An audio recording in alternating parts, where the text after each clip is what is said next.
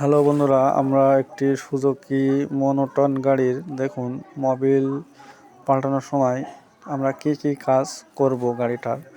দেখুন, আমরা মোবিলটা চেঞ্জ করে দিছি, দিয়ে আমরা এখন মোবিল ফিল্টারটাও চেঞ্জ করে দিচ্ছি।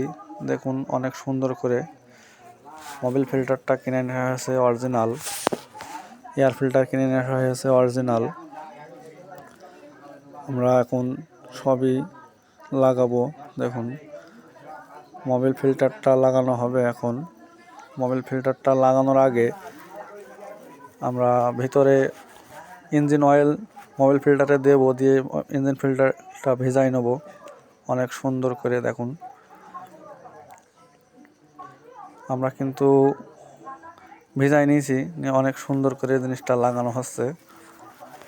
মোবিল ফিল্টারটা দেখেন অনেক সুন্দর করে লাগাচ্ছ।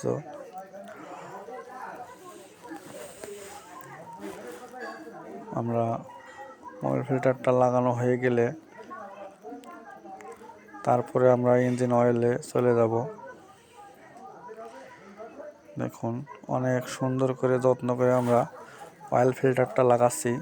ভাইয়েরা যারা সুজুকি মনোটন সুজুকি গাড়ি যে ভাইয়েরাই চালান, গাড়ির মোবিল চেঞ্জ করার সময় 2টা মোবিল পর একটি অয়েল ফিল্টার ফেলে দেবেন এবং এয়ার ফিল্টারটাও ফেলে দেওয়ার চেষ্টা করবেন, না হলে অনেক সুন্দর করে পরিষ্কার করে নেবেন।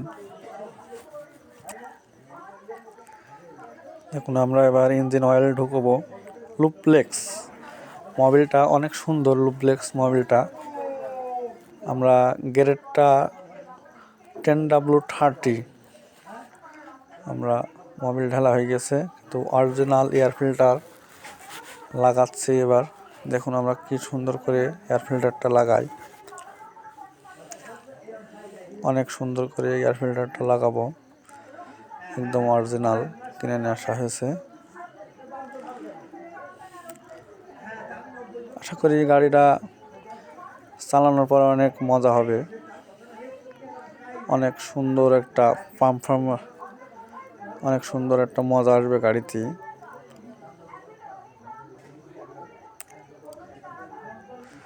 যেমন আমরা এয়ার ক্লিনার বাটি লাগাচ্ছি অনেক সুন্দর করে।